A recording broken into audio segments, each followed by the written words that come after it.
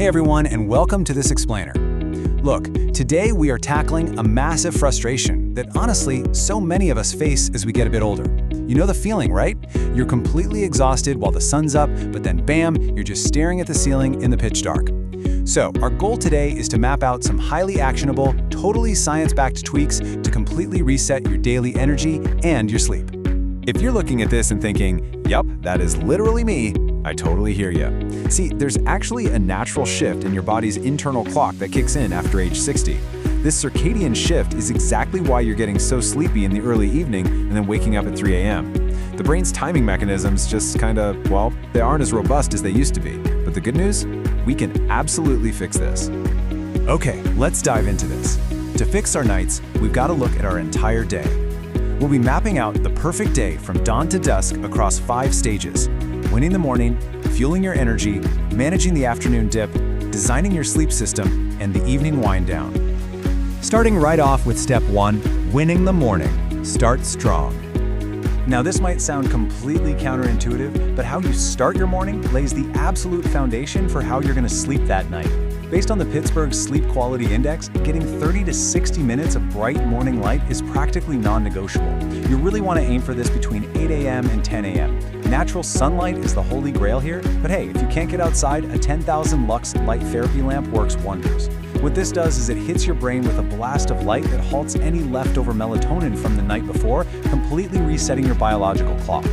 So picture this for tomorrow morning. You wake up, chug a glass of water, get that sunlight, and do just 5 to 10 minutes of gentle stretching. I highly recommend the standing hip flexor and tricep stretches. They are amazing for getting the blood flowing and shaking off that overnight joint stiffness. Literally, just 5 minutes tells your entire nervous system, hey, we're up, let's go. Moving right along to stage 2, fueling your energy. Eat for sustenance. Since our metabolism naturally downshifts as we age, we have to be super strategic about our fuel. Think of your energy like building a campfire. You want those slow-burning logs, right? Things like complex carbs, oatmeal, maybe some omega-3 rich salmon. That gives you steady, lasting energy. But if you throw in fast-burning kindling, refined carbs, white bread, sugary snacks, you get a massive blood sugar spike followed by an absolutely brutal crash. Dealing with those spikes is exactly what leaves you feeling totally wiped out by noon. And that brings us to stage 3, managing the afternoon dip, navigating the slump. Listen, hitting a wall in the afternoon is completely natural, but how you handle it makes or breaks your night. If you're gonna nap, you absolutely must follow the 30-minute rule. Keep it under 30 minutes and do it before 3 p.m. If you sleep longer or later in the day, you'll drop into deep sleep. And waking up mid-cycle, you'll be groggy, confused, and you'll completely ruin your chances of falling asleep at bedtime. No joke. Now what's really interesting about this next point is the science of your afternoon coffee. You need a hard cutoff for caffeine at least 6 to 8 hours before bed, keeping it under 400 milligrams for the day. Caffeine has a seriously long half-life. If you push it past that window, that stimulant is literally still sitting in your nervous system, blocking your sleep receptors when your head hits the pillow. All right, heading into the evening. Stage 4, designing your sleep system, the ultimate bedroom. Sleep scientists actually call your bedroom environment your sleep system, and it's all about tactile comfort and temperature. You want highly breathable sheets, think natural cotton or linen. And here's a pro tip, stick to the 200 to 400 thread count range. Actually, seriously, don't fall for those artificially high thread count gimmicks. They weave the fibers so tightly that they trap your body heat, basically turning your bed into a sauna. Also, light is your worst enemy at night.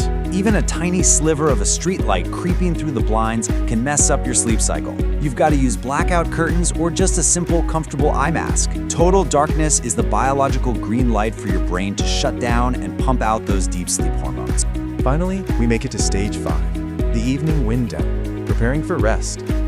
These last couple of hours are crucial, and this brilliantly illustrates why. The blue light from your phone or tablet is actively suppressing your melatonin, basically tricking your brain into thinking the sun is still up.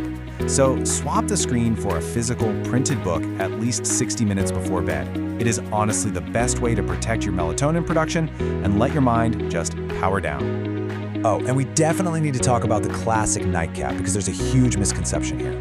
Sure, alcohol is a depressant. It might help you pass out initially, but it completely shreds your sleep architecture.